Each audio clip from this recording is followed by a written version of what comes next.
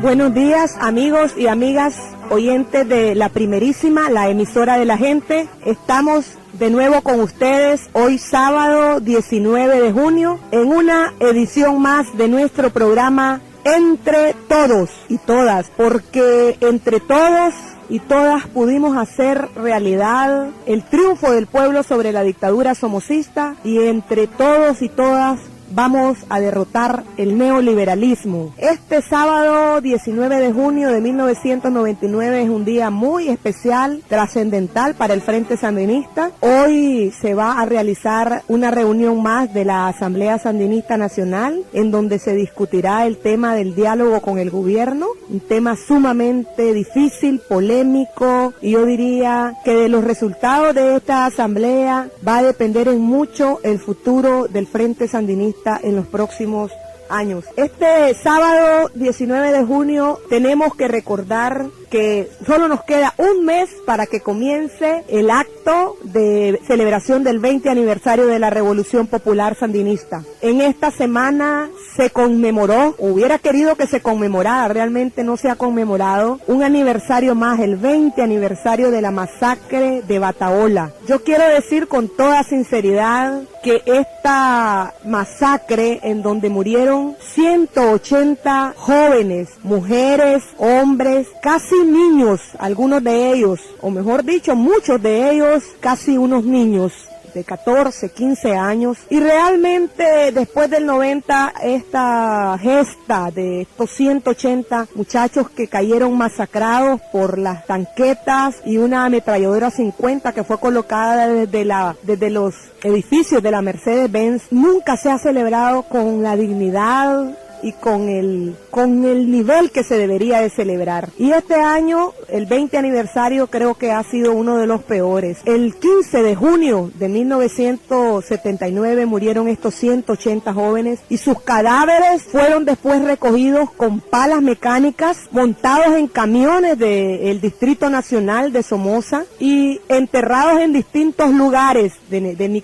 Nicaragua. La mayoría nunca supimos dónde quedaron los cadáveres de nuestros familiares. Ahí cayó una hermana mía, Zulema Baltodano, y en el año 1988, tengo entendido, no recuerdo muy bien, cuando se estaba reconstruyendo el centro de convenciones Olof Palme, sobre las ruinas de lo que fue el Instituto Pedagógico, se encontró una fosa con 80 cadáveres y se ubicó que ahí estaban parte de los 180 muchachos y muchachas que cayeron en ese 15 de junio, y sus cadáveres fueron trasladados a la entrada del centro de convenciones Olof Palme, y se les construyó ahí un monumento. Ese monumento que está en la entrada del Olof Palme es el monumento que está encima de esa fosa común de 80 restos mortales que se encontraron. No sabemos si ahí estaban los familiares de uno, los familiares de otro, pero ahí está ubicada la tumba colectiva de los caídos de Bataola. Después, en 1991, cuando los somocistas le pusieron una bomba al mausoleo de Carlos, también arrancaron las placas conmemorativas de este monumento. Yo quiero decir hoy, 19 de junio, aquí en esta radio, que es la radio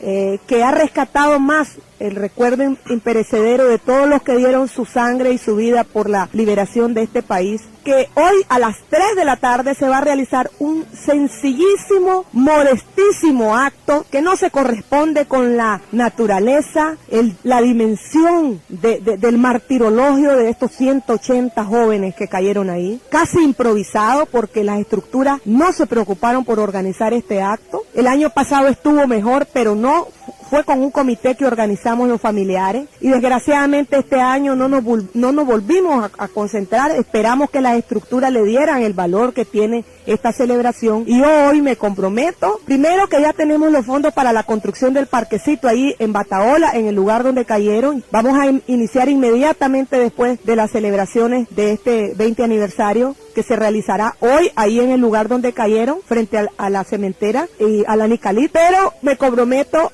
así como hicimos con el mausoleo de Carlos, que vamos a restaurar el mausoleo donde están los 80 cadáveres, pero también vamos a formar un comité para que el próximo año la celebración sea realmente digna del nivel de esta masacre que se dio hace 20 años en los predios de lo que ahora conocemos como Bataola Sur. También queremos recordarles, antes de comenzar nuestro programa, que todos los jueves se están realizando conferencias y estudios y discusión y debate sobre estas conferencias en el CIPRES. Este es un esfuerzo de la Fundación Popolná y del CIPRES. El jueves pasado se realizó sobre la crisis de Kosovo y la conferencia del próximo jueves será Revolución Democrática de Venezuela. Los invitamos a todos a las 6 de la tarde. Vamos a comenzar en punto a las 6:30. Y finalmente recordarles la serenata de amor al jefe de la Revolución Popular Sandinista, Carlos Fonseca. El 23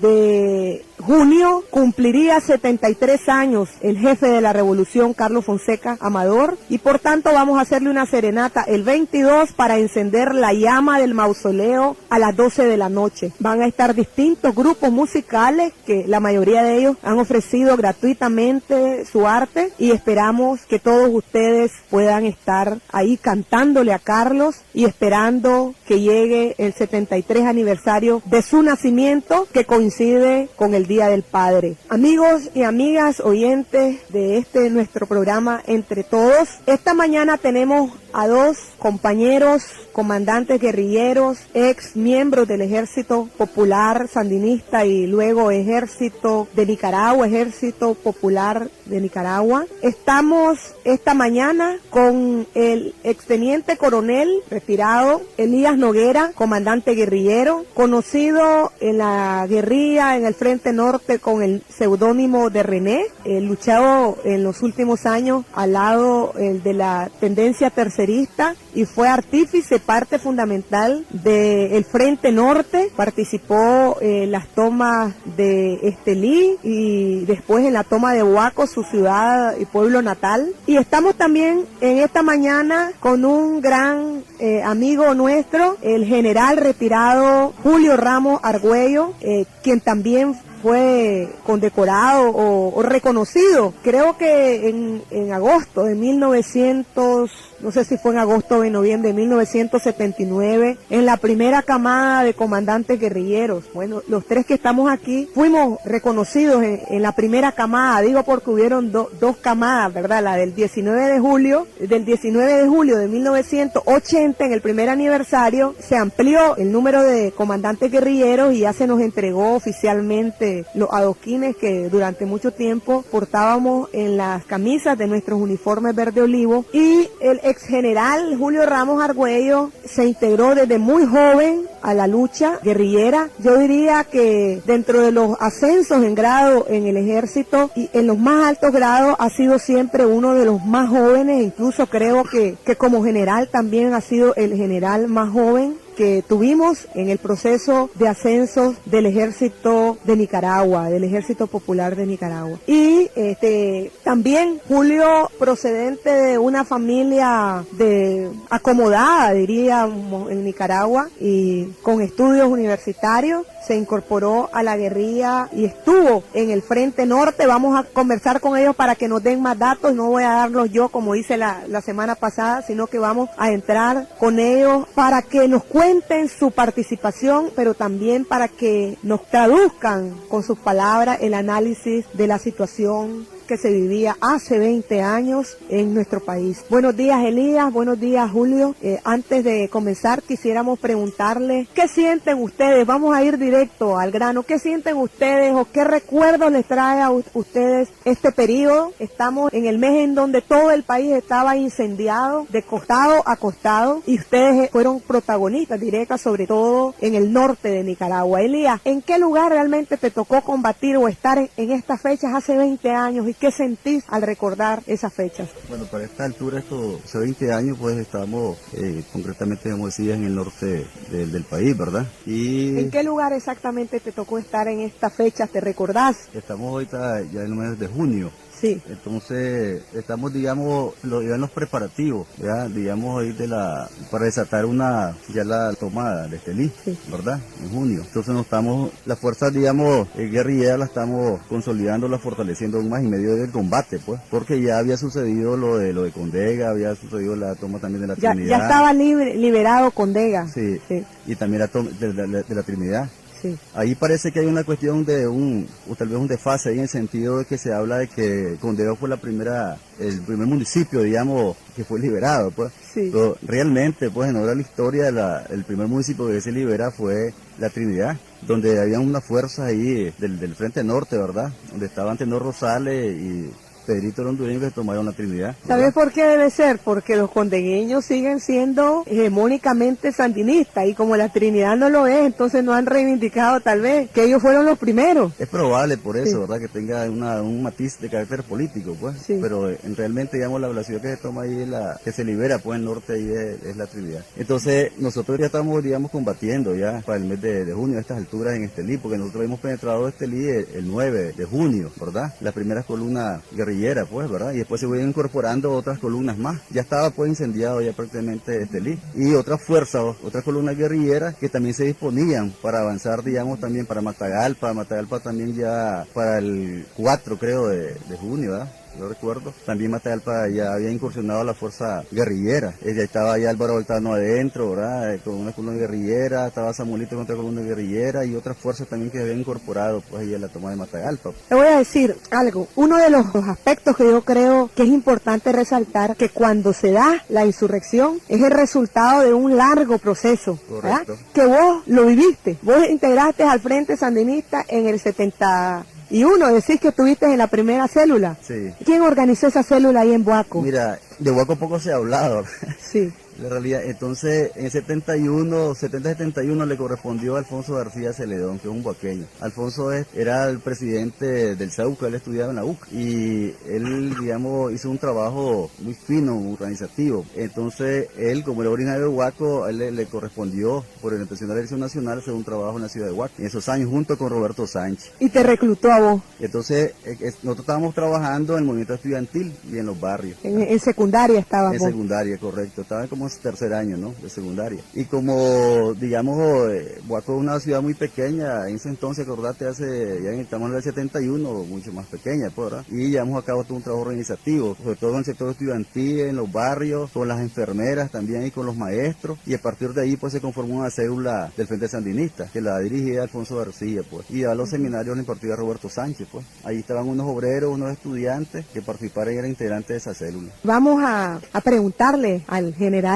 retirado Julio Ramos, comenzando por el principio, ¿verdad? ¿A qué edad y en dónde y cómo te integraste, Julio? ¿Cómo fue que, siendo de una familia acomodada, con todos tus hermanos ya estudiando, vos sos el menor de todos tus hermanos, de una familia relativamente grande en Nicaragua, ya todos, algunos de ellos ya eran profesionales, ¿de dónde te surgen las inquietudes sociales y cómo te integras al Frente Sandinista? Bueno, en primer lugar, quería agradecerte, Mónica, por la invitación que me has hecho y darme la oportunidad de participar en tu programa Entre Todos y comentar, pues, este día rememorar un poco las fechas históricas y la gesta que realizamos hace 20 años. Bueno, hay que decir que en mi familia, mi padre, Luis Ramos López, siempre fue una persona antisomocista. Se ligó al movimiento antisomocista desde muy temprano. Posteriormente formó parte del movimiento agüerista en su debido momento y marcó en mi familia, en el caso mío, pues una posición patriótica en contra de la dictadura. Creo que posteriormente el desarrollo del movimiento cristiano, cuando yo me desarrollaba o estudiaba en secundaria, me permitió profundizar más la problemática social. Veía a través del movimiento cristiano en el cual participábamos en un conjunto de actividades sociales, en donde me permitió pudo vislumbrar de manera más clara la urgente necesidad del cambio político que había que realizar en Nicaragua. Entonces creo que son dos grandes corrientes, ¿verdad? La de mi familia y la corriente del movimiento cristiano, que lo que me condujo a adoptar la posición sandinista que adopté en ese momento. ¿Cuándo te integraste ya definitivamente al frente como militante del Frente Sandinista? La militancia del Frente Sandinista, recuerdo, fue aproximadamente, el proceso fue inicial con el movimiento estudiantil, recuerdo las tomas de las iglesias en el año 70-71, yo estudiaba en el Colegio Calazán en Managua, toda esa jornada, la huelga de la leche y el pan,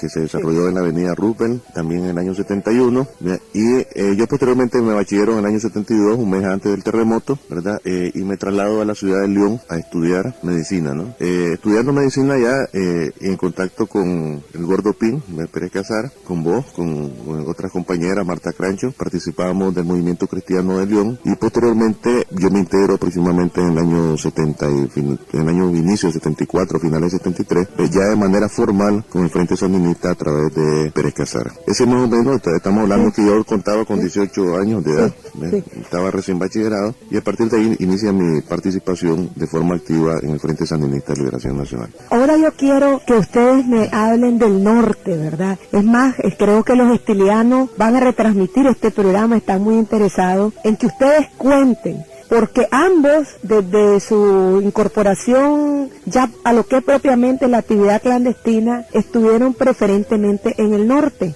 Vos me explicabas que después de estar 2 años en México, porque ibas para Cuba, y producto de los problemas de la división te quedaste 2 años en el trabajo de solidaridad en México, y después ya pasás a Honduras, y de Honduras entrás por el Frente Norte, participás en las actividades de San Fabián, etcétera. Entonces siempre tu principal actividad la desarrollaste en el norte. ¿Qué conocimiento? ¿Vos en qué fecha exactamente ya entrás a Nicaragua al Frente Norte? Nosotros a partir de 77, de verdad, comenzamos a desarrollar un trabajo en territorio hondureño, a preparar, digamos, los primeros grupos que nos reunimos ahí en 77, ¿verdad? Que estaban dirigidos por el comandante Daniel Ortega, ¿verdad? Germán Pomares, Tirado López, estaba Oscar Benavides, estaba Francisco Rivera, ¿no? El Zorro. Todos ellos estaban ahí, estaban en Honduras. Nos reunimos en Honduras, ¿no? Estábamos divididos en Tegucigalpa, en la ciudad, y otros en el campo, ¿no? En unas fincas ahí de entrenamiento militar, político-militar. Ahí entonces ya estaba claramente marcado la cuestión de la división, ¿verdad? Entonces no estábamos en el grupo de los terceristas, ¿no? Después de entrenamiento militar de varios meses en el territorio hondureño, inclusive en la misma, te decía, en la ciudad y en el campo, entonces fue cuando ya procedimos a integrar, a penetrar al territorio nacional nicaragüense, ¿verdad? Que esto va referido, digamos, ya dentro de la tesis esta, ¿verdad? Insurreccional, ¿verdad? De atacar las ciudades, ¿verdad? Sí. Y fue cuando nosotros ya penetramos y nos ubicamos allá en el norte, pues, en la cordillera de Dipilto, y después comenzamos a hacer los ataques, pues, a las ciudades de Ocotal, en coordinación con otras ciudades del país que ya es conocido por eso, y en el sur del país también, ¿verdad? Y después nos quedamos nosotros una agrupación guerrillera ahí en Macuelizo trabajando, ya concretamente en Ocotal. Te estoy hablando ya en el 78, sí. Ya como en marzo del 78, donde era un grupo pequeño, un destacamento pequeño donde era dirigido por el general Joaquín Cuadra, ¿no?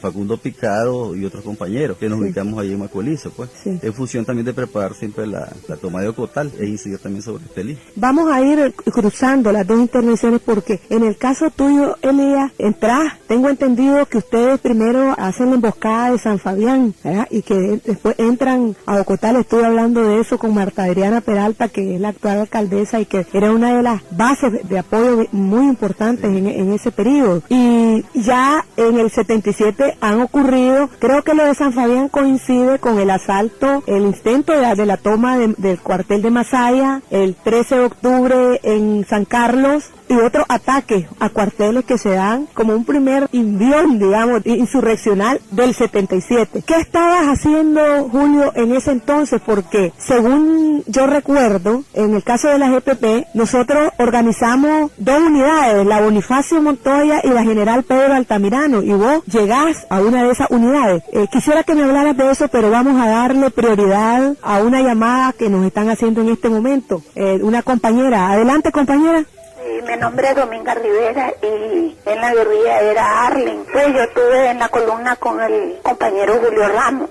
es muy emocionante para mí revivir esos momentos. Felicito a la compañera Mónica por este programa y darle siempre mi abrazo combativo y darle la bienvenida a los compañeros al programa. Gracias. Bueno, yo insto a todos los compañeros, a los colaboradores de allá de Estelí que conocieron a 13 y que conocieron a René, pues que aprovechen esta mañana para saludarlos, porque realmente debido a que ambos y en particular Julio, recientemente el general Julio Ramos se retiró del ejército y por tanto no podía hacer vida política y sobre todo después del 90 ya había más dificultades incluso para vincularse políticamente, así que aprovechen esta mañana. ¿Qué nos decís, Julio? Bueno, en primer lugar, Mónica, saludar pues a los compañeros, colaboradores, habitantes, ¿verdad?, que participaron con nosotros tanto en la ciudad de Estelí, en los diversos barrios, con los que estuvimos hombro a hombro en la jornada combativa. De igual manera en las zonas del campo, pues que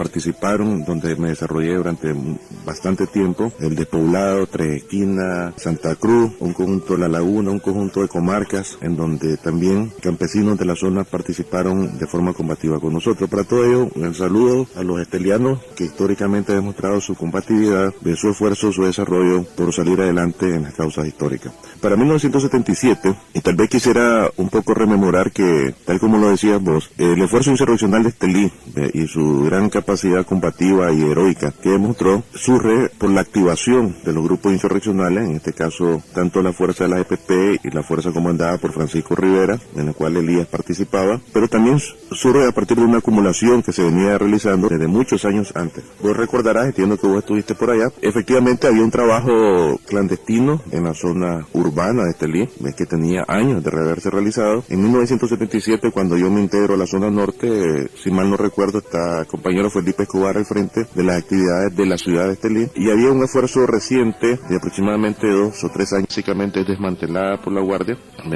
Nacional, y a partir del inicio del año 1977 pues se reactiva el proyecto de la creación de una columna de campo, denominábamos nosotros en ese entonces, habiendo un pequeño equipo inicial de 2 compañeros de origen campesino. Posteriormente se integra compañero y posteriormente comandante Mauricio Valenzuela con otros compañeros que venían de la ciudad, reciben entrenamiento. Yo me integro exactamente a inicio de septiembre de 1977 a la columna general Pedro Altamirano en la zona sur de la ciudad de Estelí. Julio, el campesino a que te referís es la NUSA. La NUSA, sí. Número 10 le decíamos nosotros en la guerrilla, que estaba al frente de la columna, Ismael Lanusa, originario precisamente ahí de la zona de Tres Esquinas. Entonces Ismael está al frente, ¿verdad?, desde la pequeña columnita, de la pequeña núcleo, ¿no? Entrena y pasa por allá Mauricio Valenzuela, otro compañero de la ciudad que posteriormente regresan, y a inicio de septiembre nosotros 4 o 5 compañeros nos integramos y con los 2 compañeros campesinos conformamos el núcleo inicial de manera permanente de la columna general Pedro Altamirano. Integramos 4 compañeros más los 2 que estaban, son los 6 compañeros pues que inicialmente organizamos la columna como tal. Esa columna posteriormente tenía ya algunos trabajos avanzados en otros municipios del departamento de Estelí. Efectivamente había algunos contactos y colaboradores en la zona de Limay, en la zona de Achuapa y en la zona sur de la ciudad de Estelí. Esta columna era un reflejo de un poco la estrategia que el Frente Sandinista en su versión EPP había diseñado para esa zona, que era el fortalecimiento de las columnas denominadas de campo, existiendo otra columna en la zona noreste de Estelí,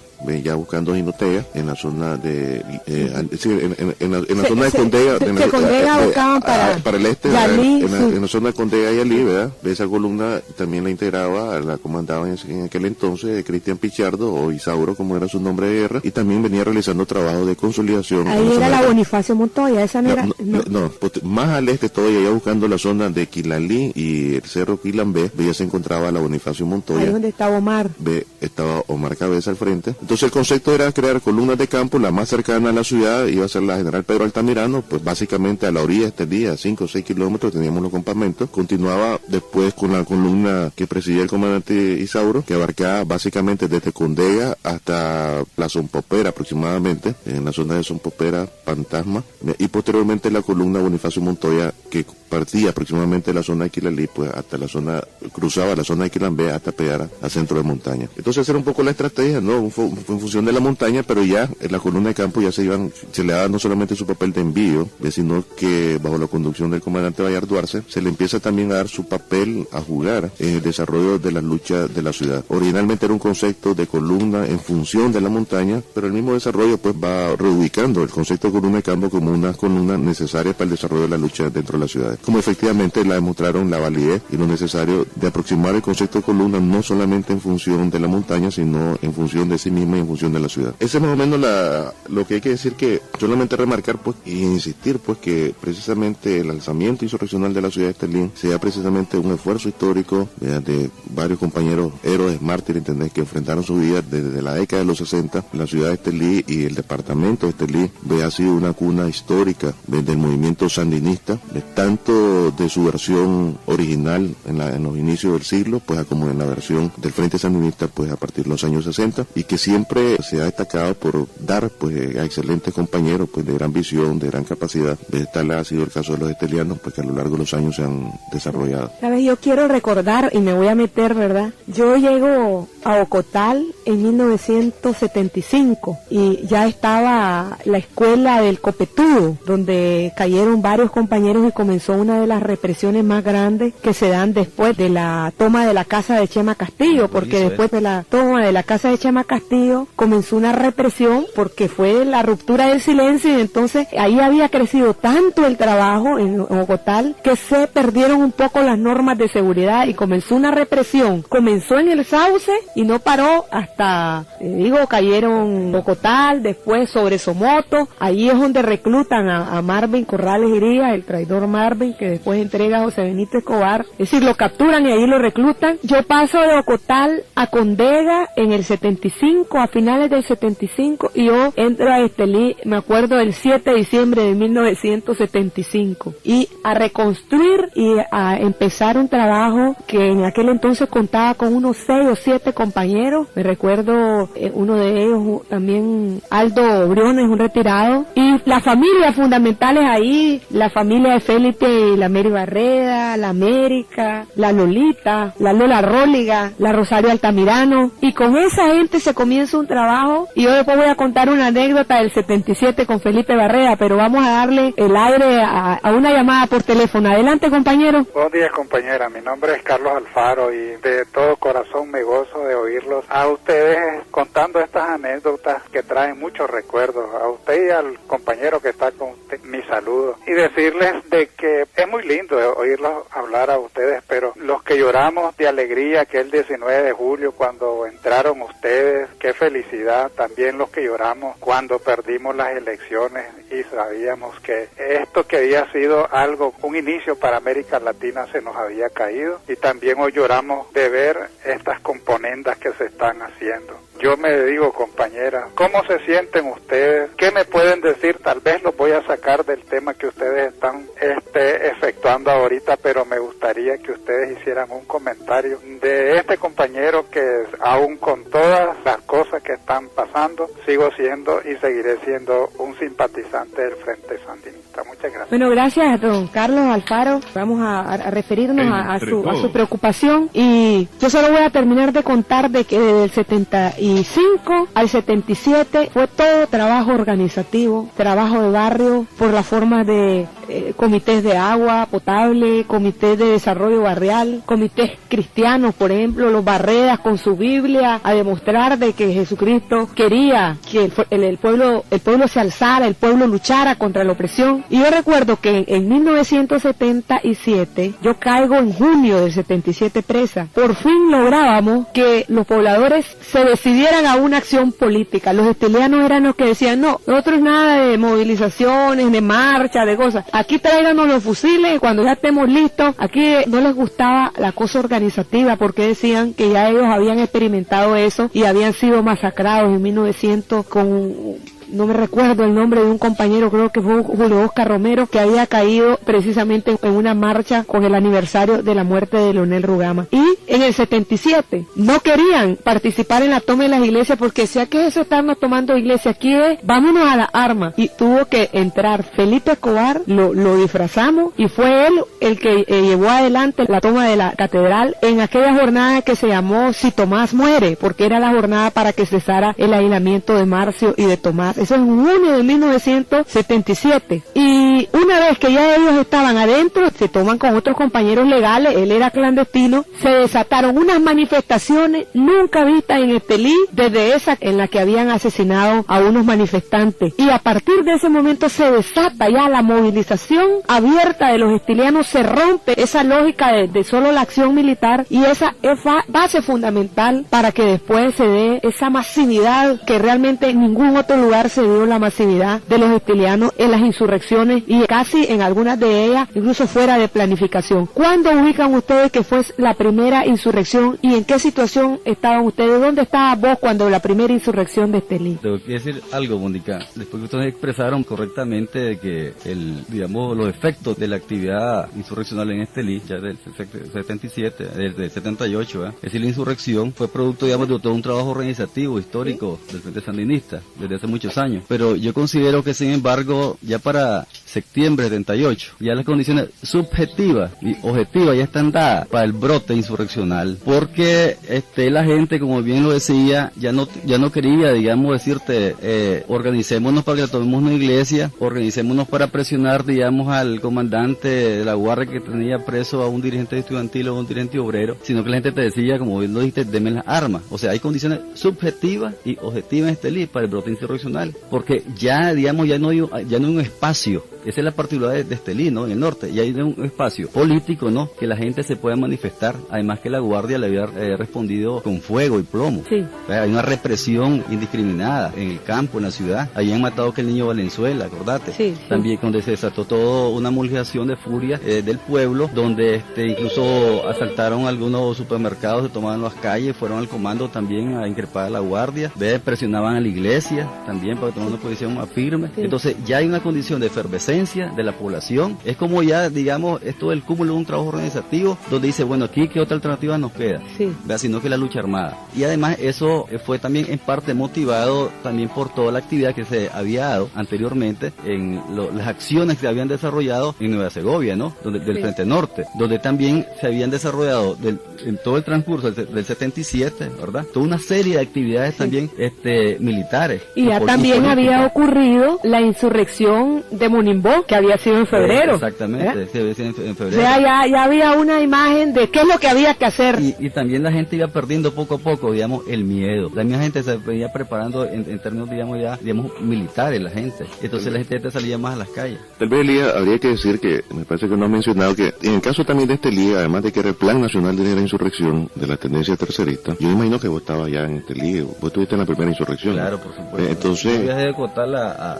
Estelí. Entonces estaba Francisco Rivera, algún Estado Mayor, que estaba el Segoviano, el Zorro, Facundo Picado. Éramos los cuatro miembros del Estado Mayor. Facundo Picado, repetí. Mira, éramos cuatro, sí, cuatro, nosotros estábamos en Ocotal, sí, con la Jorge Sinforo Sobrado, que era Facundo Picado el jefe y yo el segundo jefe. Sí. Entonces el Zorro junio llega el Zorro exactamente a Estelí. Sí. Entonces él viene a reunirse con Joaquín Cuadra aquí en Managua, donde las instrucciones a él para allá el plan integral nacional insurreccional. Entonces él se traslada a Estelí. Entonces el Zorro nos manda a llamar a Facundo Picado y a mí, dos compañeros, y al Segoviano. Pedro el Segoviano. ¿verdad? Sí.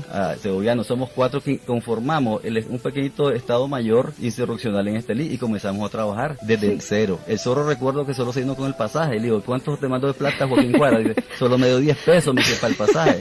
¿Y vos cuánto tenés? Entonces me dice a mí, y ahí yo tampoco, la colaboradora, digo, también me dio para el pasaje de tus colaboradores que tenías antes, también me dio un pasaje para venirme para Estelí. ¿Y qué armas tenés? Entonces dice el Zorro, tengo una 45.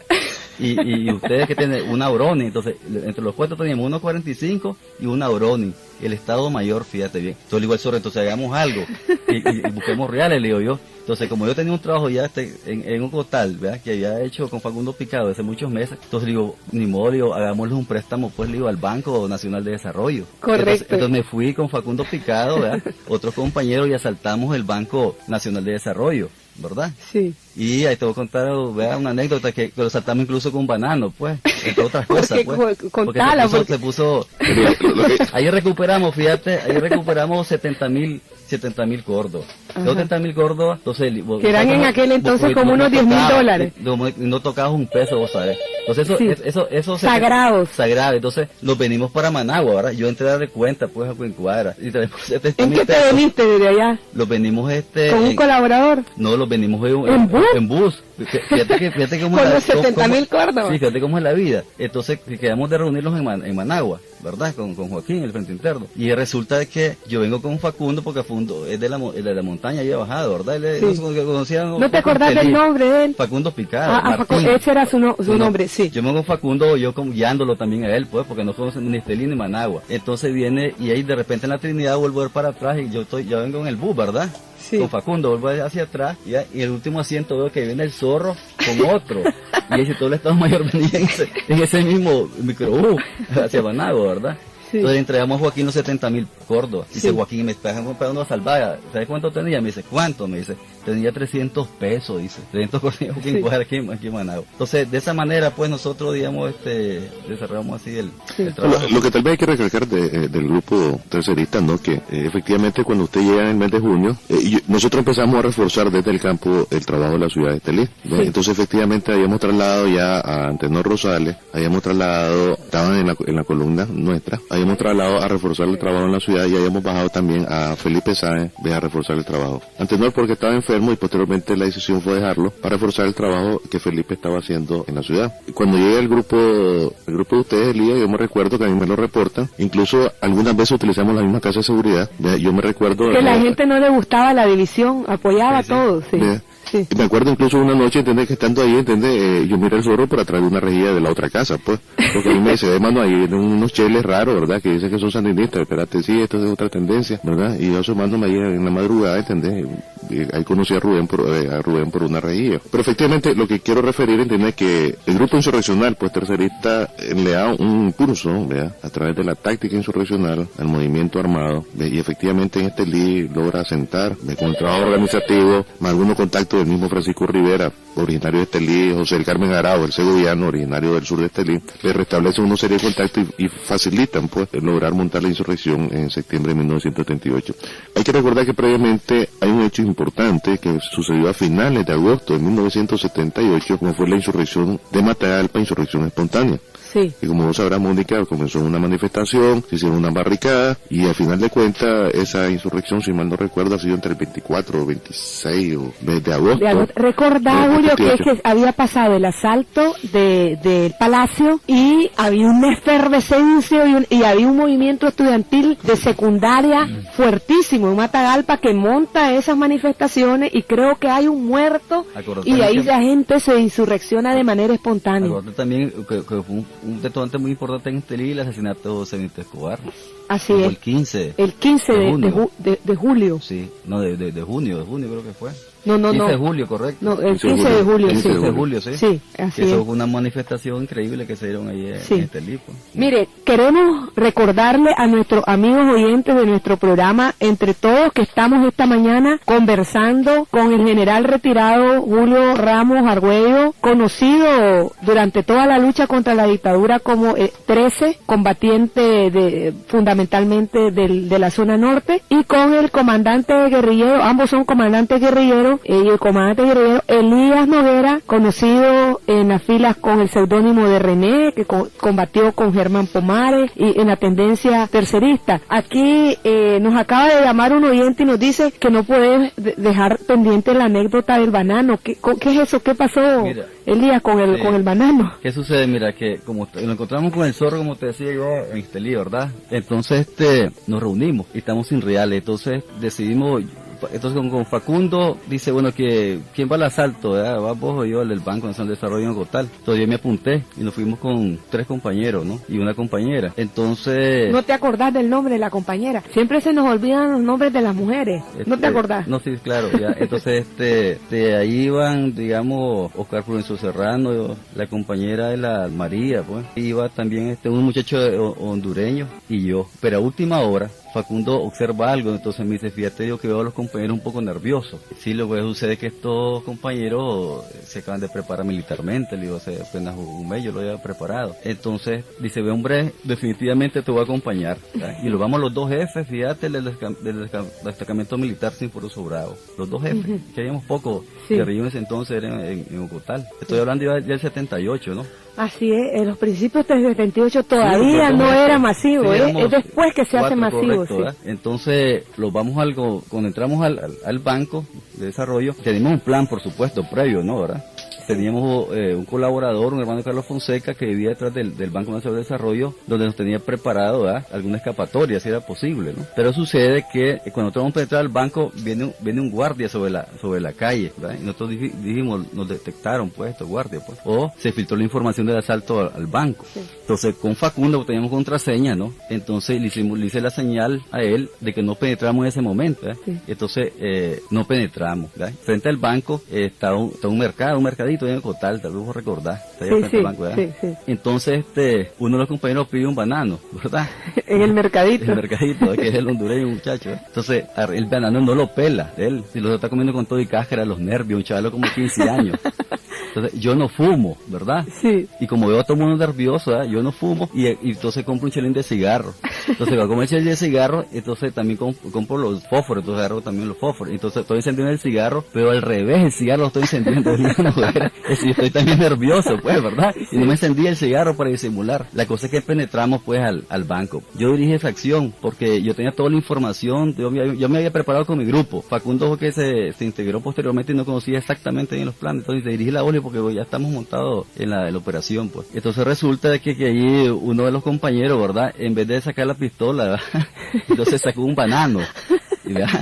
Entonces dice, manos arriba. Entonces, la gente del banco, ¿verdad?, que es un sector, por donde vimos por sector, yo me fui directamente donde el gerente, porque la información que teníamos nosotros habían como 200,000 córdobas y como $50,000. Pero el gerente se enfermó, esa es la realidad, se enfermó el gerente. Entonces yo me iba donde el gerente con la cajera, los presionó y me iba en la plata. Otro compañero se encargaba de cuidar la entrada del banco, ¿verdad?, y otro se fue al fondo, como están los oficinistas, y el otro compañero también se fue para otro lado. Entonces uno de ellos le puso, en vez de sacar la pistola, le puso un banano, pues. Entonces todos los oficinistas se ponían a reírse, este más está loco, pues, y un asalto con un banano. Hasta después que yo lo sacar la pistola, y así recuperamos 70,000 córdobas. Ok, estás hablando del 78 y es porque los mandan a ustedes a hacer la insurrección. ¿Y ustedes, Julio, dónde estaban en ese momento? Porque yo recuerdo que vos viniste aquí a Managua después de la insurrección del 78, tuvimos una reunión y nos contaste cómo se habían ido en la retirada de Estelí miles de gente, jóvenes. Me acuerdo de chavalas de 14, 15 años, algunas de ellas las pasamos a la ciudad a dar cobertura a casas de seguridad. Me acuerdo de una hermana de la Julita González, de la Mildred, que tenía 13 años, cumplió 15 años en la clandestinidad. Le hicimos una fiestecita, recuerdo. Y vos nos contabas que era tanta la gente que estaban en los campamentos que hasta llegaban los vendedores a vender helado, a vender paletas y a vender. Me parecía inverosímil que hubieran campamentos guerrilleros donde llegaban los vendedores ambulantes. Contanos cómo fue eso. Efectivamente, me regreso un poquito antes y después te cuento toda esta anécdota, ¿no? Nosotros del sur de Estelí, en septiembre de 77, básicamente pasamos un año movilizándonos a la zona de Choapa, a la zona de Limay, y hacíamos escuelas militares. Nosotros habíamos preparado, si mal no recuerdo, más de 60 o 70 militantes y colaboradores campesinos. Lo habíamos preparado ¿Quiénes eran los principales jefes ahí? No, nosotros era el grupo originario, y ese fue el número de orden que nos pusimos. Era Ismael Lanuza, el número 10, estaba el 11, ¿verdad? Mauricio Valenzuela ocupó un tiempo, pero yo estuve con Mauricio básicamente 2 o 3 días. El número 12... Después él se fue para León. Sí, regresó para León. El número 12, un compañero de Occidente, de León. A mí me tocó ser el número 13. Estaba el número 14, un muchacho Mata del Pino, Felipe Sáenz, Ramiro. Estaba el zurdo 15, Pedro Pablo, un compañero campesino de la Estanzuela. Y el número 16 era Oscar Lanuza. Y el número 10, que cuando yo llego está de jefe, es Ismael Lanuza. Los dos Lanuza pues son de la misma zona, de la zona de Santa Cruz. Ahí habían colaboradores. Ya había una base, ¿verdad? Pero en ese año básicamente empleamos. Posteriormente Ismael Lanuza, el número 10, sale a los pocos días de que yo llego, ¿verdad? Sale en dirección a la montaña, y yo quedo al mando de la unidad de la columna general Pedro Altamirano. Posteriormente se integra otro compañero, el número 9, un muchacho creo que era Estelí, el número 8 que era Antenor Rosales, el número 7, un muchacho de Chinandega, y se integran, y ahí quedamos en el núcleo que durante básicamente un año empezamos a desarrollar las clínicas militares y a preparar las condiciones de acumulaciones. Y allá que eso que permite que cuando sale la insurrección, nosotros bajamos, yo estaba en la zona de la Estanzuela, yo bajo con aproximadamente unas 30 compañeros, todos preparados militarmente, ahí con aproximadamente unas 21 armas largas. Pues nosotros habíamos venido acumulando, habíamos asaltado el Banco de la Trinidad, teníamos enlace directo con Honduras, a través con la estructura de Honduras, incluso el dinero que recuperamos en la Trinidad meses antes, a inicio del año 78, a mí me lo facilitan y compro la arma directamente de Honduras, y yo ya voy creando mi equipo de militar, pues a través de la compra directa en Honduras. Después de la insurrección de septiembre de 78, hay que decir que a partir de la salida de la ciudad, básicamente el personal sale en dos direcciones, hacia el sur de Estelí y hacia el oeste de Estelí. Un grupo que te lleva vos, Elías, hacia el lado de San Roque, y el grupo que nos llevamos hacia el sur, ¿verdad? Hacia el lado de la Estanzuela, ¿verdad? La zona del despoblado, y nos bajamos todavía más al sur, pues de San Nicolás de Cantarrera, ya buscando hacia el lado de Salales. Efectivamente, en el campamento de Elías, pues cuando yo pasé visitándolo días después, ¿verdad? Haciendo el recuento de la gente que a mí se me había perdido, si estaban con él, era famoso porque eran los vendedores, pues, de chicle, de agua helada, ¿verdad? Que bajaban de San Roque a la montañita, pues. Y la guardia no se atrevía. La guardia no se atrevía porque la verdad entendés que era un volumen sustantivo. Nosotros tuvimos campamento, el primer campamento que hicimos en el sur de Estelí eran aproximadamente 175 personas o 180. En ese momento que se da el proceso de decantación, algunas señoras empezamos, y el grupo de enfermos, ¿verdad? Que eran 4 compañeros heridos, que también yo lo manejé aparte, en una estructura aparte, muy cerca de la ciudad, en el cual yo lo atendía personalmente. Entonces efectivamente era masivo, pues, ahí básicamente, te digo, matábamos una res cada 3 días para comer, pues, y cuando mandábamos a comprar no eran libras de arroz, pues, eran quintales, y las despensas nuestras, pues, y una zona amplia, digamos, a controlar, de igual manera el campamento de Elías. El campamento que nosotros tuvimos en el sur posiblemente fue el más grande, porque casi 200 gente, pues, entonces organizamos todo un sistema de seguridad, pero efectivamente, pues, yo creo que la fortaleza de ese movimiento, de lo que la guardia todavía estaba asustada después de la insurrección, no andaban con mucho interés, diría yo. Ellos hacen un par de incursiones en la Estanzuela, ellos hacen un par de incursiones, con unos 30, 50 hombres, tuve un confrontamiento con ellos, básicamente ahí matamos al jefe de la patrulla.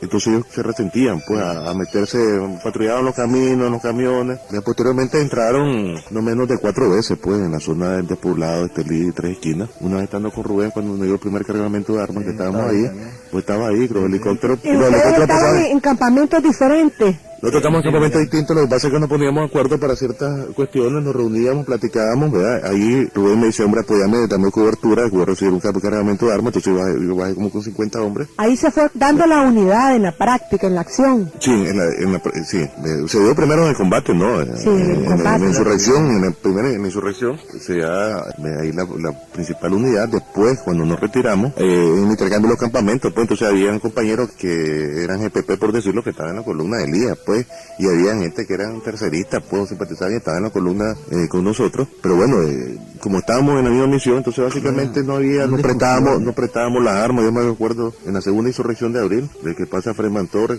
que ustedes van para el lado de Tomabú, ¿verdad? Y ahí van 4 compañeros, entonces me mandan los heridos, me Rubén, ve, cuidame los heridos, pues me mandan uno, ¿verdad? Me lo manda desarmado, y la columna que lo va a traer, la columna tercerista va desarmada también. Entonces yo le presté mi carabina, ¿entendés? Ya le conseguí 3 armas, pues hombre, ya pero yo me quedo con pistola nada más. Entonces hay ese tipo de relación, ¿verdad? Una relación fluida, una comunicación fluida. De hecho que también en el segundo operativo, en la segunda insurrección de abril, también yo participo, el grupo nuestro, la EPP, participa, de forma limitada, porque yo he perdido la comunicación con el mando central. Tenía una reunión en la Dirección Nacional en Honduras, creo, ¿no? Entonces el sistema de correo no estaba tan eficiente. Y yo estoy en la plática con Rubén, cuando Rubén está platicando con Tirado, ¿verdad? Que la hacienda, que el ganado va, que el lunes, que no sé qué, creo que fue una Semana Santa, si mal no recuerdo, la segunda insurrección. Abril. Sí, en abril. Sí. Entonces, bueno, Rubén, pongámonos de acuerdo, hombre, yo te voy a dar 20 hombres para la ciudad armados con armas de guerra, le digo, pero si yo te voy a cubrir la espalda por fuera, pues. Entonces yo atajé, pues, a Chuapa, el Sauce, el sur de Estelí, Santa Cruz, ¿verdad? Pues me puse de acuerdo con Isadoro para la calle de Condega, un poco presionar a Isadoro porque tampoco tenía orientación. Entonces ahí yo diría que la unidad sandinista ahí fue en la práctica, y yo creo que la posición mantenida por Francisco Rivera, por Rubén el Zorro. Hay que reconocer pues el espíritu unitario, ¿verdad? Incluso te quiero decir que nosotros conversamos, ya incluso en la etapa final pues de algunas inquietudes que había con algunas posiciones del Frente Sur, algunos anuncios, ¿no? Y Rubén con una gran confianza me comentaba sus dudas, pues que él tenía también en torno a ciertas cuestiones pues que sucedían dentro de la fracción pues feminista, pues. Y de igual manera yo también hacía comentario, Rubén, pues de la situación que estaba pasando en el grupo de PP, ¿verdad? Recordar que a partir de la insurrección de septiembre del 78, la EPP tiene que reconsiderar el asunto de la montaña, ¿no? Sí. Y todavía había resistencia, ¿entendés? Mando de la Dirección Nacional, hay una cierta resistencia, en este caso de Omar Cabeza, pues de desmontar o de modificar el proyecto originario. Y la presión básicamente entonces, la ejercía yo. Omar no participa en la insurrección de Estelí del 78, él estaba por Yalí. Sí, él está en Charroquilambé, ¿entendés? Más adelante, él está del lado de Huilí, que la línea de Huilí, ¿entendés? San Bartolo, esa zona. Entonces se da una presión a partir de la general Pedro Altamirano, ante la Dirección Nacional, ante la otra columna de campo, de que hay que reorientar el proyecto en función de la ciudad, en proyecto de preparar condiciones y de apurar el proceso pues de combativo, ¿no? Entonces la EPP está en un proceso de transformación como tal, ¿no? De enrumbar nuevamente el proyecto de la montaña con el proyecto del campo, ¿no? Mira, eso que estás diciendo, Julio, es muy importante. Queremos recordarle a los oyentes de nuestro programa Entre Todos que esta mañana del sábado 19 de junio estamos conversando con el general retirado Julio Ramos, también comandante guerrillero y uno de los artífices y dirigentes de la lucha guerrillera en el norte. También estamos conversando con el teniente coronel retirado y comandante guerrillero Elías Noguera. Julio era conocido en la guerrilla como el 13, muy famoso como 13, y Elías conocido como René, y ambos estuvieron en distintas tendencias luchando juntos en el norte. Así que estamos recordando fundamentalmente lo que se dio, todos los acontecimientos que se dieron en el norte y particularmente en Estelí, con un conocido bastión sandinista y además 3 veces heroicas, 3 insurrecciones, de las cuales una parte de ellas fueron masivamente respaldadas y además reprimidas de manera brutal por la Guardia. ¿Te acordás, Elías, de qué pasó en la primera insurrección con los bombardeos?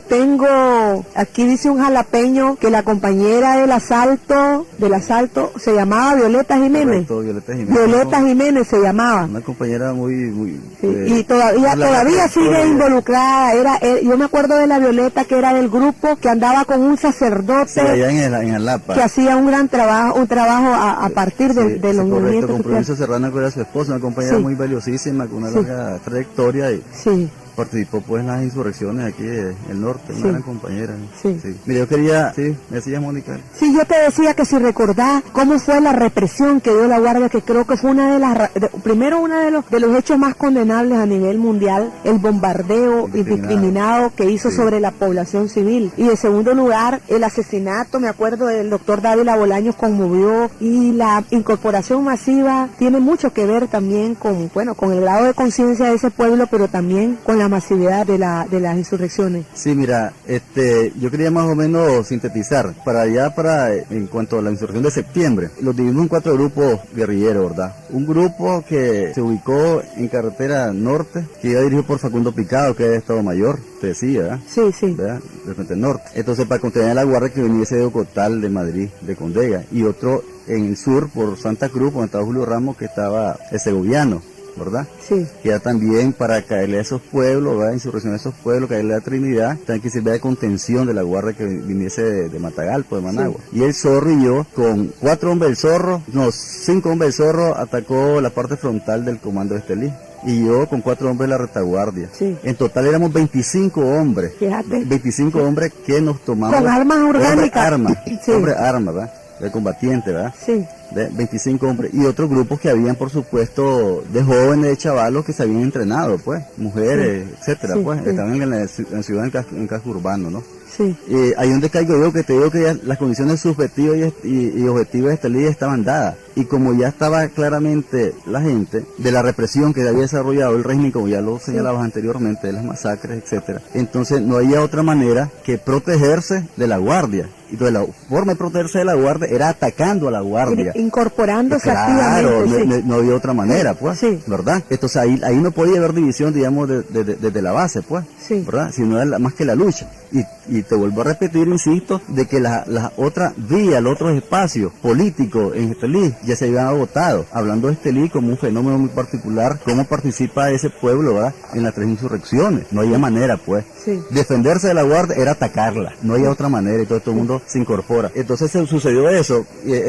Julio, creo que Julio, esa misma noche, que Julio también en los barrios ahí del Zapote, ¿verdad?, como le decía, la falta de coordinación que era en la primera insurrección de Estelí, ahí nomás se integró sin mayores discusiones. Fíjate, yo recuerdo que creo, Julio, de que vos te viste en la cara hasta ahí, y yo te la vi hasta 3 días después de la insurrección de septiembre. O sea, me refiero por el fragor del combate, ¿verdad? Porque yo estaba en un sector de Estelí, por el Puente Hierro, y Julio estaba con el zorro por el barrio del Zapote, por allí, por donde la iglesia. Efectivamente. Sí, yo entro por el sur y hablo con Rubén, y entonces yo me encuentro con el le digo, Rubén, digamos la cuestión, me actualizo con Antenor, ya Felipe había caído preso en Matagalpa, está Ramiro, hombre, ¿cómo está la cosa? Hombre, nosotros tenemos tanta gente, me dice, estamos en este sector. Bueno, entonces digamos la ciudad, yo agarro el sector sur, y establecemos la comandancia con Rubén. ¿Vos te quedas ahí?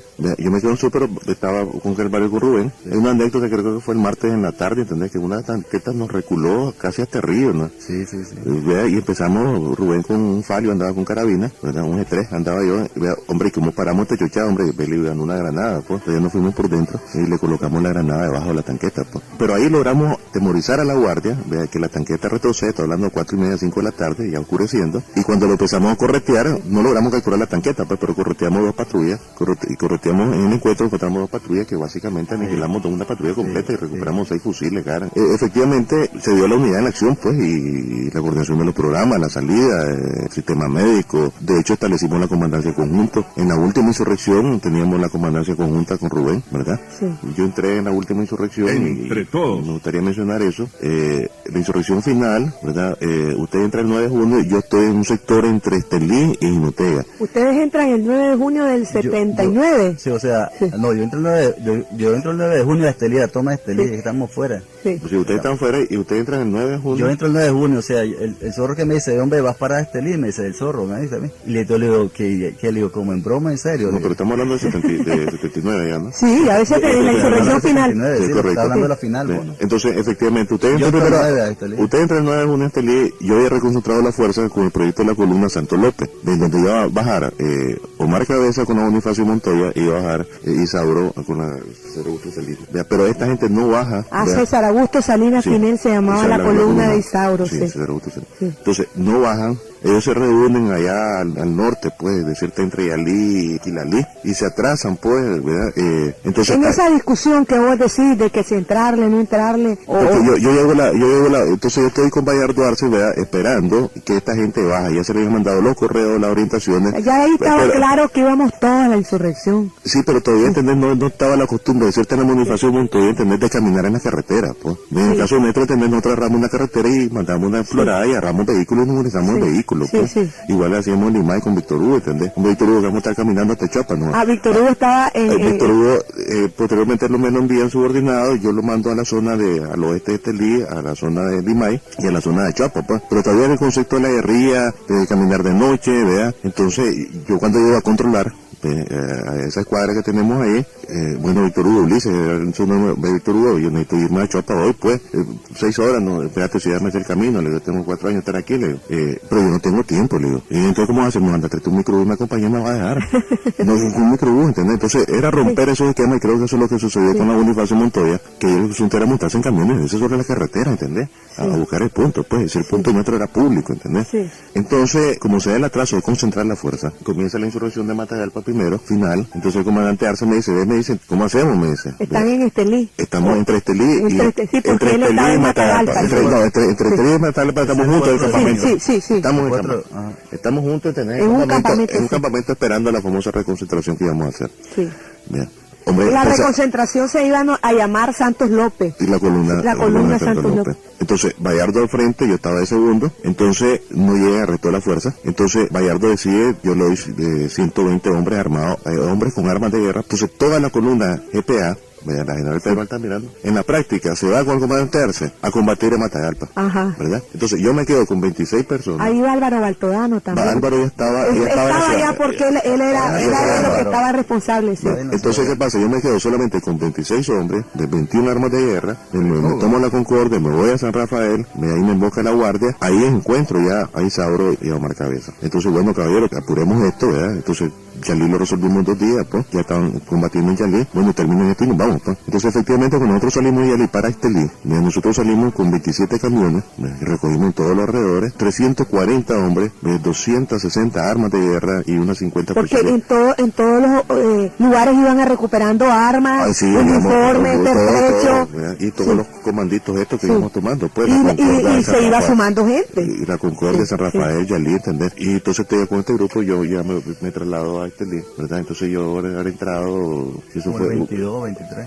Sí, tal vez un poco antes, ¿entendés? Porque sí, por ahí como algo 15, 17 o en la segunda, tercera semana. Lo tomo como referencia, es que esa fecha que dio mi esposa, mi compañera. Sí. Ajá, por eso por eso te recuerda mucho. Sí. ¿Cómo se llamaba tu compañera? Fátima Pavón, Julio la conoció muy Sí. bien. Ella muy Creo que en un libro está Sí. ella con Germán Pomares, hay una foto donde ella aparece con Germán correcto, Pomares, sí. Ella murió en ¿Cuál era el seudónimo de ella? Johanna. Johanna. Ella murió ahí en combate de ahí en la catedral de Estelí. Y está embarazada inclusive cuando murió ahí en la... Sí. Sí. Debe ser terrible estar combatiendo, estar ya prácticamente en los albores del triunfo y que te maten a tu esposa, a tu compañero que ha compartido, y más si está embarazada. Bueno, fíjate que no me acordaba de ese detalle, Elías. ¿Qué fecha exacta estás hablando? Del 22 de junio. De junio. Sí. Pues el Pero el 22 de junio, Elías, efectivamente, pero el 22 de junio fue la toma del centro, que fue el combate posiblemente. Así ya está vos. El combate más encarnizado. Sí. En el caso nuestro, vos estabas, si no recuerdo, vos estabas comandando la fuerza de Nicaragua, en particular en Estelí, junto con, por supuesto, el Zorro, el comandante guerrillero Francisco Rivera, conocido también como Rubén, que el año pasado falleció, este año va a cumplir un año de su muerte. Estábamos, incluso, hay que decirlo, se está haciendo un comité para la construcción de un mausoleo, de un monumento, ya que la tumba que tiene Rubén en el cementerio es una tumba sencillísima, prácticamente de tierra, pues no tiene ni siquiera una orillita es muy modesta, y yo creo que todos los sandinistas debemos de aportar. Ahí se está haciendo una colecta. Está también ahí enterrado Filemón Rivera, uno de los fundadores del Frente Sandinista, y la madre de ambos, y entonces se le va a hacer un monumento. Estábamos conversando ya de la etapa de la insurrección final.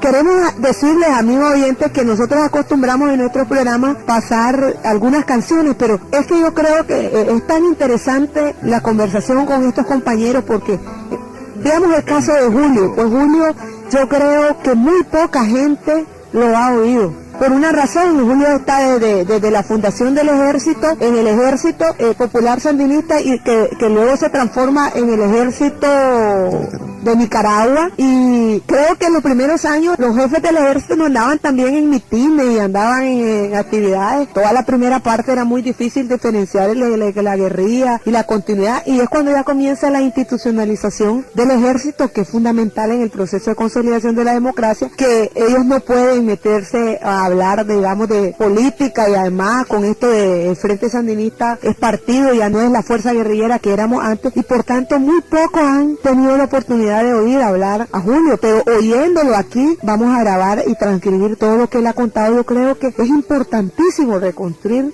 Hizo muchísimas cosas Julio, tiene una experiencia vastísima que debería de ser recopilada como se recopiló gracias a un esfuerzo de Sergio Ramírez, la vivencia de Rubén el Zorro. Y bueno, estamos instando a quienes quieran llamar, a hacerles preguntas o a expresar, o a los estilianos que nos puedan oír, ojalá que la señal esté llegando allá, a que nos llamen. Estábamos hablando de la insurrección final. cual estaban ustedes tratando de establecer cuándo se da el ataque al centro. Pero yo te quería preguntar, para que no se me olvide, porque alguien nos llamó, que realmente René Molina, el actual delegado político del Ejecutivo y del PLC en este link, estuvo a punto de ser ajusticiado en una de esas insurrecciones. ¿Qué fue? ¿Qué pasó? ¿Quién evitó que ajusticiaran a René Molina? ¿Y en cuál de las insurrecciones fue que ocurrió eso? Mira, son cosas de la vida, ¿verdad? Unos 2 meses antes de septiembre, ¿no? De la insurrección del 78. De 78 ¿verdad? Entonces estamos entre tantos operativos que hemos desarrollado, organizado, etcétera, entonces no se nos escapaba tampoco la lista de los esbirros, de los orejas, de los somocistas, ¿no? Entonces una de esas listas, ¿no? Aparece René Molina, ¿ya? Sí. Entonces en el cuartelito yo reunido con el Zorro, Facundo Picat, entonces comenzamos a hablar, pues, entonces se ve que está un tipo, René Molina. Entonces la cosa es de que se apunta aquí a lo de René Molina, pues, porque es un golpe contundente, ¿verdad? Un somocista reconocido, ¿verdad? Sí. Odiado por el pueblo de Estelí. Entonces me dice el Zorro, hacelo vos, dice, porque yo, para recoger la información y montar el operativo, porque mira, yo eso de Estelí ya no me conocen. Facundo es campesino, viene de la montaña, después no conoce Estelí.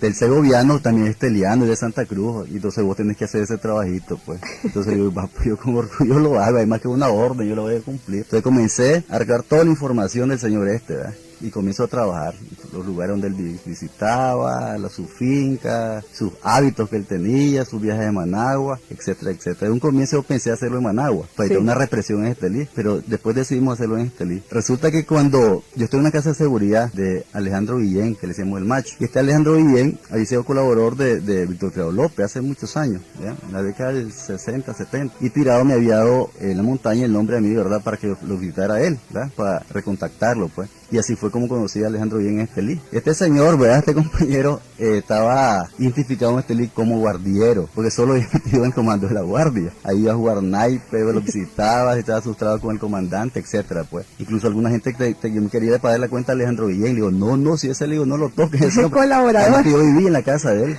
yo viví en la casa de este señor. Estaba bien protegido, súper protegido, se llevaban la guardia a la casa de él. Resulta que Alejandro Guillén la huele, este señor, la huele porque él me movilizaba en un vehículo, ¿ya? Pues ya teníamos preparada la escuadra, pues, para el ajusticiamiento, hay que hablarlo claro, pues, de este señor, ¿ya? René Molina. Entonces ya estamos preparados todos los compañeros, teníamos ya ubicados taxis, que eran taxistas, pues, colaboradores del frente, un plan, pues, ya bien diseñado, pues, ¿verdad? Entonces me dice, estábamos cenando con Guillén, ¿sí? Entonces me dice, Elías, te quiero pedir algo, hermano, ¿sí? No hagas, ¿verdad? Lo que pensás hacer, pero lo que... ¿Qué voy a hacerle?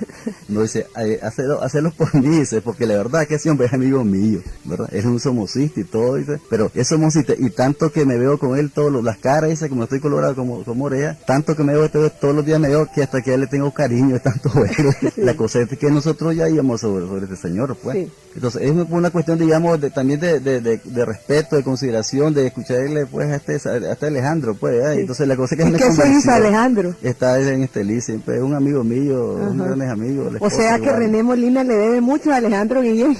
Vos sabés lo que le debe, ¿no? Sí.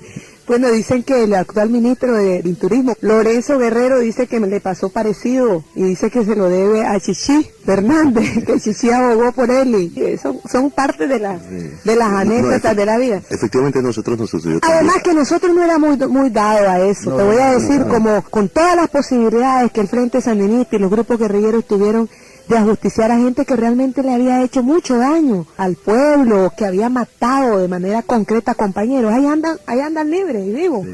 Bueno, realmente el Frente Sandinista tuvo una política sumamente generosa, no éramos llenos de odio ni de revanchismo. Culturalmente, pues, nunca asumimos como otros grupos guerrilleros que llegaron hasta actos terroristas, pues realmente el Frente nunca fue terrorista, hay que decirlo, pues. ¿Qué ibas a decir, Julio? No, te decía que también incidentes de ese tipo nos pasaron a nosotros, ¿entendés? Yo me acuerdo de un coto famoso, ¿verdad? Entre todos. Entonces organizamos y yo envío, creo que a Ramiro y a Lanusa, o no sé. Ramiro 14. Sí, Ramiro 14, pero resulta, ¿entendés? Que oye, el señor está sentado, ¿entendés? Un connotado oreja, tenía una red, pues, de la seguridad. Está sentado en la mecedora de su casa, ¿entendés? Va la pistola, una 45 automática, de esas pistolas automáticas, ¿no? Que era una ráfaga que tú tirabas. Iba una bolsa de pan Aurora, me acuerdo. Yo no estaba en el operativo, ¿verdad? Entonces hablan con el señor, de aquí donde estamos nosotros, a 1 metro, 2 metros, ¿verdad? Quitan la bolsa de pan, ¿verdad? Y cuando van a disparar, ya se traba el gatillo en la bolsa de pan. El resultado de eso, ¿entendés? Es que el costo después nos manda a decir, ¿verdad? Que ya no se va a meter. Hombre, cuando hablamos del operativo, le vamos a volver a hacer, hombre, ya no vale la pena, pues yo creo que la señal fue dada. Pues tampoco es ensañarse con la persona, ¿verdad? Sí. Él estuvo claro, ¿verdad? Que estaba bajo nuestro control y a partir de eso cambió. No te digo que hasta después nos mandó un poco el mensaje, pues bueno, que iba a cambiar, pero que tampoco se de Estelí, que él era esteliano. Sí. Entonces son cuestiones anecdóticas, ¿no? Yo quería concluir con la última insurrección, en el sentido que ya ahí, ya con la integración de la Bonifacio Montoya, de la columna de Isauro, la César Augusto Salinas, llegamos, establecemos la comandancia René y empezamos a hacer las tomas de Limay, de Achuapa, el Sauce, ¿verdad? Bajamos a San Isidro, a Sébaco. Entonces yo estaba un poco con Rubén en la coordinación regional, diríamos, y un poco supervisando las acciones en la ciudad. Si mal no recuerdo, yo estaba al frente y la contraparte nuestra era Omar Jaile, Pedrito de Seudónimo Guerra, actual general del ejército que fue la Fuerza Naval, que están al frente. Entonces posteriormente Omar Cabeza lo mandamos a reforzar el trabajo de León. Yo tenía a Víctor Hugo. Él se moría por irse a León. Sí, nos fuimos a hacer una reunión, ¿verdad? Entonces nos fuimos a una reunión con Jaime Huilo, con Dora María. Tuvimos la reunión en León famosa, ¿verdad? Y por cierto se perdió una pistola, una BP-70 Heckler & Koch de comandante Huilo, ¿verdad? ¿Quién sospechan? No, sí, apareció. Era un arma llamativa. Sí, una arma llamativa, estaba en uno de los escoltas de Rubén, la de más parqueada y se la lleva, ¿no? Entonces ahí Omar Cabeza sale, pero te quería hacer otro comentario acerca de las personas que ya teníamos más o menos integrados. Teníamos a Ali Rivas Vallecido, posteriormente jefe de la seguridad personal en el gobierno sandinista. Ali lo tenemos en la zona, Ali era conocido como armero, porque se había preparado como armero. En Cuba como armero. Incluso creo que a mí me lo mandan como armero, por esta locura, ¿entendés? Entonces a Ali le damos fuerza, efectivamente de subordiné alrededor de 90 hombres, de que él toma el Sauce. Víctor Hugo, que hace la toma de Achuapa, si mal no recuerdo. Después agarramos a Víctor Hugo y lo trasladamos para Matagalpa. El Gallardo me lo pide, yo lo mando 3 veces y lo paso a Matagalpa. O sea, cuando estás hablando de todo eso, quiere decir que todas esas eran territorios prácticamente liberados donde ustedes se iban comunicando por los caminos, en camiones, sí, porque está hablando de un territorio amplísimo. No, incluso hay algunos fenómenos de combate, pues que incluso te quiero decir que había negociaciones, pues. En el caso de la toma de Achuapa hubo una negociación en el centro de parque. Primero combate, subió un alto al fuego, se pusieron a negociar la rendición. Sí. En el caso del Sauce, yo he estado negociando con el comandante del Sauce. El comandante del Sauce estaba dispuesto a rendirse, pero sin embargo un suboficial que él tiene, ¿verdad?, lo amenaza. ¿Qué lugar está hablando? En el Sauce. En el Sauce, sí. Ya, pero a la hora de la negociación, comienza el combate, suponemos que iban a ser 2 o 3 horas de combate.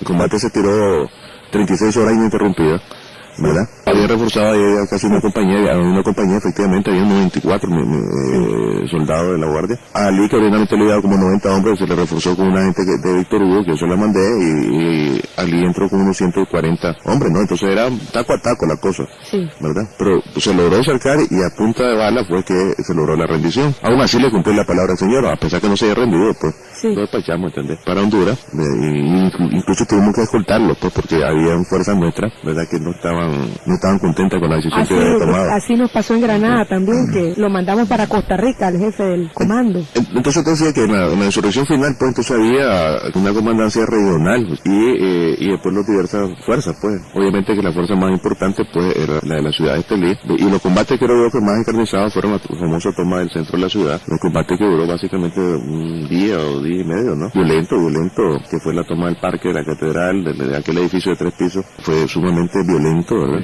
Ese edificio de 3 pisos es ahora donde está el departamental, de la alcaldía de Media Cuadra del Norte. Entonces fueron combates. Después de la toma del centro, ¿verdad?, ya nos preparamos para el asalto final, que fue el 17 de julio, pero iba a ser el 15, si te recordás. Hicimos el avión con Fito, ¿verdad? Artillamos un avión, hicimos 4 bombas de contacto de 60 kilos de dinamita cada una, hecha en un taller en San Isidro. ¿Y ese avión dónde se lo consiguieron? En los arrozales de San Isidro, de Sébaco. Era para pelear. Hicimos prácticas. Fito se llamaba. Fito, piloto. Piloto.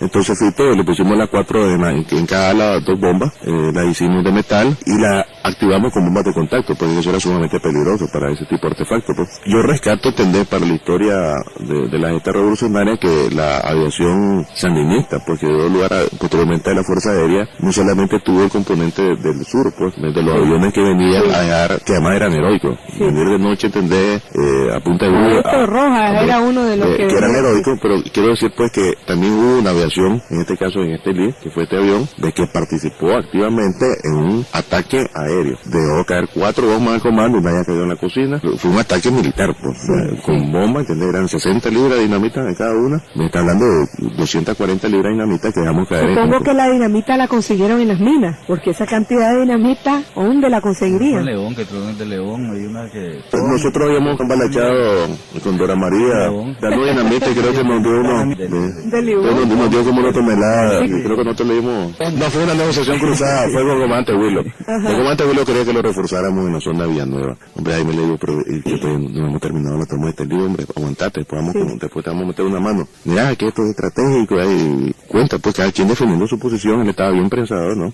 Entonces yo le mandé 50 hombres de armas al cargo de Ramiro. Lo que pasa es que no logran empatar, porque cuando esto llega, están abandonados del pueblo, entonces Ramiro se queda combatiendo con la guardia y no logra hacer el contacto. Entonces a cambio, entonces le digo, ay, muy bueno, reforzarme para que terminemos eso, nos dieron cañón 75 sin retroceso y nos dieron la dinamita. Sí. Acordate que primero falló, ¿verdad? Porque supuestamente el 15, ¿no? Que le íbamos a tirar la bomba al comando. Se puso nublado. No, es que fue de coordinación abajo. El piloto estaba claro que íbamos a quemar una llanta, ¿verdad? En círculo. Sí. ¿Verdad? Para que él calculara esa altura que ahí estaba el comando. Porque como le iba a entrar de madrugada y estaba nublado este día, como bien decís. Entonces, ¿qué sucede? Que bien se hizo, los compañeros cumplieron el objetivo, que pusieron unas llantas cerca del comando, relativamente al comando, digamos eran 4 llantas, debería ser un cuadro de fuego. Exacto, para que en el centro él dejara caer la bomba del piloto, porque una señalización, porque él iba a penetrar de madrugada, y cuando tuviera que aclarar, dejarla caer. Sucede que la gente se libreteó y comienza a hacer fogata por todo les agarró pues la gente, entonces el hombre dice, ¿dónde tiró la bomba? Pues, ¿dónde tiró? No se podía. Entonces él se retiró, se replegó, pues. No, pero dime, ahí pasó que él pasa, ¿verdad? Y ve la fogata, ¿no? Pero, entonces, como él no logra, porque hay tanta fogata, él espera que amanezca. Pero cuando amanece nublado. Entonces ya no ve ni fogata, ¿verdad? Porque él dice, hombre, me olvidó la fogata, veía con la luz del día, yo muy rico, pues. Sí. Entonces le amanece nublado. Empieza a hacer un tiempo de espera en el aire, ¿verdad? Pero en el tiempo de espera, vea, tiene problemas con la brújula. Entonces, Fito básicamente va para adelante el espino, ya buscando churruteca. Y se regresa sin combustible cuando ya se le aclara, vea, y ya logra ubicarse, pues, y dice, hombre, espérate, estoy muy al norte, pues estaba muy al norte, 100 y pico de kilómetros, ¿no? Sí. Se mete, y ya regresa a Sebaco. Entonces después lo volvemos a retomar para el día siguiente o para los días. Bueno, vamos a darle a una compañera que quiere recordar algunas cosas también. Adelante, compañera. Yo me acuerdo de que nosotros éramos miembros de esa misma columna del comandante 13 y estaba bajo la orden inmediata de Ramiro. Estábamos en los bordes y de ahí yo creo que se planificó la toma a Santa Rosa del Peñón, que yo no sé si era pues orientada también por él, y el objetivo era pues bueno, tomarse allí, recuperar lo que había ahí para la dinamita, las mechas y todo eso. Y fue una larga, un maratón desde allí sobre el río, y después se hizo la toma, se hizo todo pues a como se había planeado. La gente salió, nos apoyó. La compañera 140, que era una compañera muy activa, pues que tenía rato de estar en la lucha, ella se encargó de ir a unas bodegas que habían ahí, y a la hora de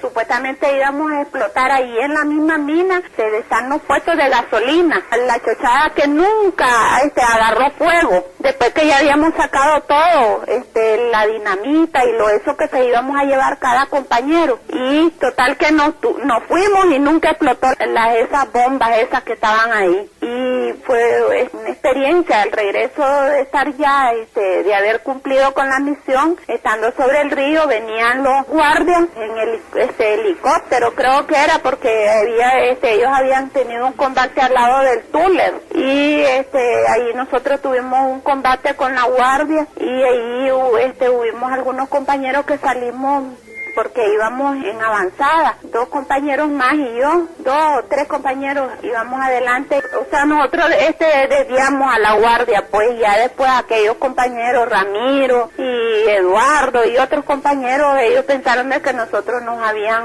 asesinado, pues, pero ya después ya nos enfrentaron a la guardia. Y después, como es la vida yo fui a parar a una casa de unos colaboradores que allí en el lado de los bordes, allí asesinaron a prácticamente a la familia Ramírez. Los torturaron toda la noche a toditos los colaboradores, la mayoría de los colaboradores de allí, porque nosotros teníamos un pequeño campamentito en un lugar que era un cafetal y ellos nos daban de comer, nos llevaban tortilla y todo, y yo pasé la noche ahí haciéndome pasar por campesino, por miembros de ellos. Compañera, es extraordinario, ¿verdad? Yo creo que este tipo de llamadas, y a mí me gusta porque ponen de manifiesto la participación activa de las mujeres en la lucha contra la dictadura, complementan lo que nuestros dos invitados, el general retirado Julio Ramos, conocido como 13, y el teniente coronel retirado y comandante guerrillero también, Elías Noguera, nos están contando sobre las actividades del Frente Norte. Solo nos quedan 10 minutos. Es increíble, todos mis invitados dicen que el tiempo se pasa rapidísimo, porque realmente cuando uno está recordando la historia llena de tanto heroísmo, de tanta firmeza, y también de humor, y también de, como dijéramos, de creatividad, cómo se desplegó la creatividad del pueblo, de participación del pueblo, porque lo que ustedes hicieron iba siendo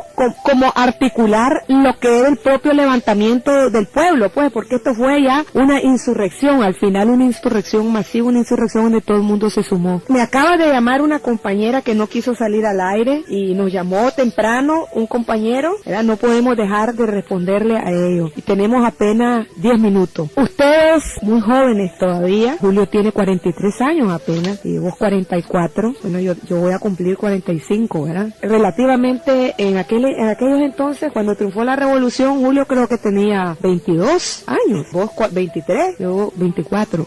Y estábamos llenos de coraje, llenos de energía, llenos de mística, llenos de ganas de transformar Nicaragua. En nuestros programas después del 19 de julio vamos a hablar de lo que se hizo, se hicieron muchísimas cosas, pero ¿qué pueden decirle a los oyentes, al pueblo de Nicaragua en general? ¿Ustedes creen que valió la pena? Me decía una oyente ahorita, ¿cómo es posible que tanto sacrificio, tanto esfuerzo se esté desperdiciando ahora en un esfuerzo de componenda? El otro compañero hablaba también de componenda. ¿Qué quisieran ustedes decirle en estos últimos 10 minutos, dos compañeros que llevan una vida de historia y dedicada a la lucha? Yo te voy a decir, Elías, vos has seguido trabajando, yo soy muy amiga, mucho más amiga, o sea, cotidianamente de Julio, siempre hemos conservado una gran amistad. Y yo le decía una vez, cuando se recibió el grado de general, pero se lo dije también cuando le celebramos su retiro, yo tengo una gran confianza en que todos los que luchamos, aunque algunos estemos un poco apartados o no nos queramos meter en los enredos actuales del partido y todo, de que seguimos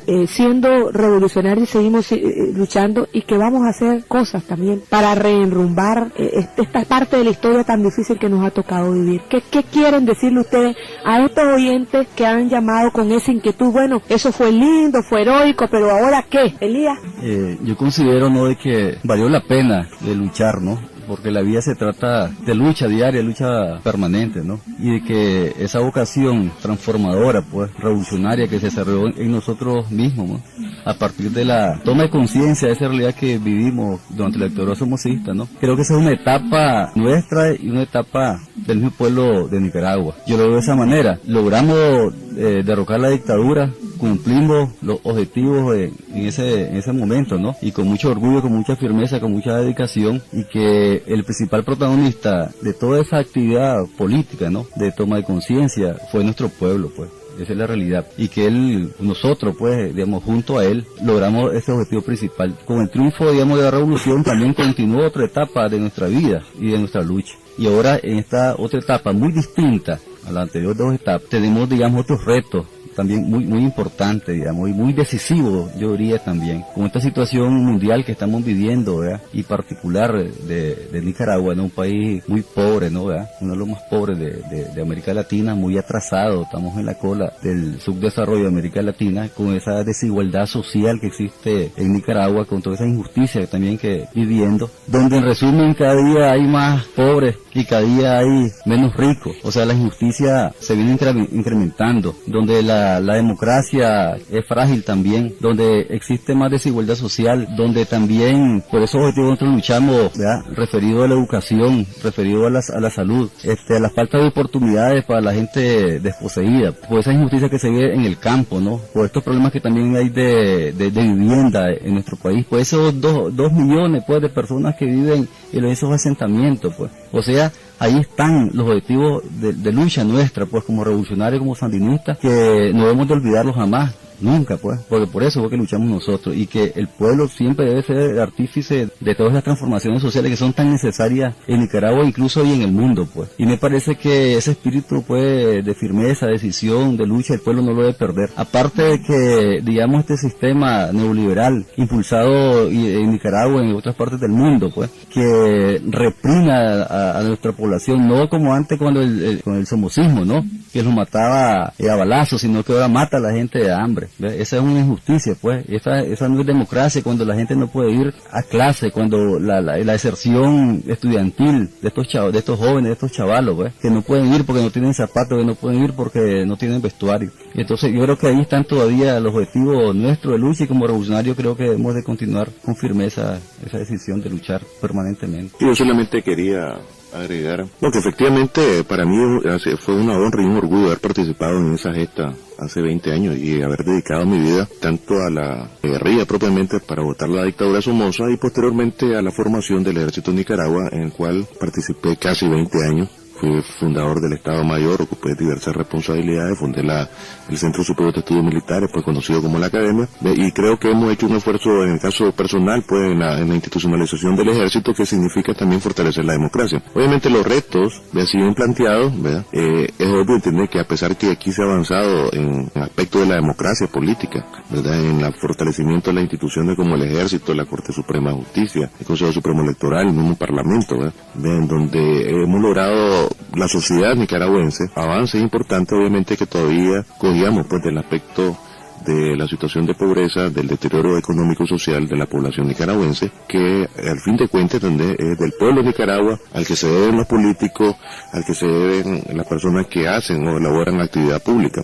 Yo creo que sí, que tenemos un gran reto y tenemos una gran oportunidad, y yo quisiera ser un poco optimista, ¿no? En el sentido que la ayuda de Estocolmo, de una u otra manera, no va a resolver el problema, pero sí puede abrir una oportunidad de la participación ciudadana, partiendo pues que esta ayuda va a ser manejada de forma transparente, adecuada, ¿no? ¿Verdad? Y que la participación de los organismos internacionales debe retomar y dar alguna fe y esperanza, ¿no? A todos nosotros, en el sentido de establecer un plan de reconstrucción nacional, pues, del fortalecimiento del empleo, de mejoramiento de la red vial, ya sea dirigido a través del gobierno, de los municipios, de la ayuda internacional directa, de la gestión comunal propia en los barrios, en las comarcas.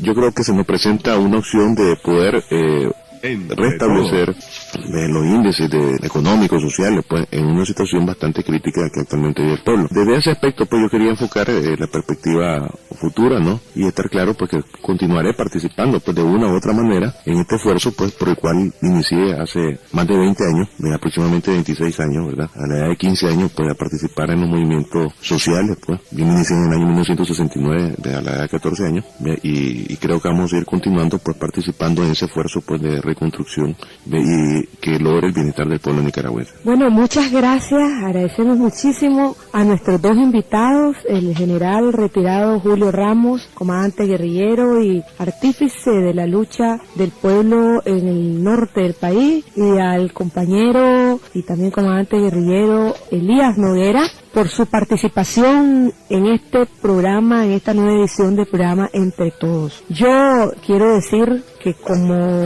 diputada, como militante del Frente Sandinista y como también una de las participantes activas de la lucha contra la dictadura, yo les quiero decir a los compañeros y compañeras que tienen inquietud de lo que está ocurriendo en este momento en la Asamblea Sandinista, yo voy a integrarme en este momento, voy a ir a luchar ahí para que el Frente Sandinista no reforme la Constitución, porque creo que la reforma de la Constitución favorece el proyecto sobre todo de los liberales. Yo estoy en contra de de que el Frente Sandinista haga arreglos con este gobierno. He estado luchando porque creo que la mejor manera de promover la unidad interna del Frente Sandinista es disponer al Frente como un partido de oposición en lucha contra las políticas de este gobierno y que no le favorece a la unidad este diálogo y estas relaciones que van más allá de lo que es la reforma estricta a los aspectos técnicos de la ley electoral que sí deben de ser reformados para que estemos en mejores condiciones en la lucha electoral que se avecina. Yo le quiero decir a todos los oyentes que todo este esfuerzo que se hizo y que en el que participaron nuestros dos invitados ha valido la pena, sigue vivo. Hay miles y miles de sandinistas que seguimos dispuestos a luchar, que a las condiciones actuales son difíciles, pero vendrán nuevas etapas y tenemos que seguir firmes, unidos alrededor del pensamiento de Carlos, alrededor del legado de Ricardo Morales Avilés y de los fundadores del Frente Sandinista. Vamos a terminar este programa recordando algunas invitaciones. La madre del compañero Jorge Argüello, que cayó en estos días, invita a una misa de conmemoración del 20 aniversario de su muerte en la iglesia La Reinaga, mañana a las 5 de la tarde. Estamos invitando a todos los sandinistas que quieran ir, y repetimos, iglesia La Reinaga a las 5 de la tarde. También estamos invitando para el acto de los héroes y mártires de San José Oriental, del barrio de San José Oriental y del barrio del Paraísito. Recuerden que ese fue un barrio que sufrió la represión, las bombas. Me han pasado una lista de 37 compañeros caídos en la lucha contra la dictadura y de casi 20 en la lucha por la defensa de la revolución, y en honor a ellos se realizará un acto el día de hoy a las 2 de la tarde contiguo al gimnasio Alexis Argüello. Tradicionalmente ahí hay un parquecito y se realiza este evento. Les recordamos el acto de Bataola a los 180 mártires de Bataola el día de hoy a las 3 de la tarde en el lugar donde cayeron ellos, enfrente de la Nicalip. Por supuesto, la serenata al jefe de la Revolución Popular Sandinista,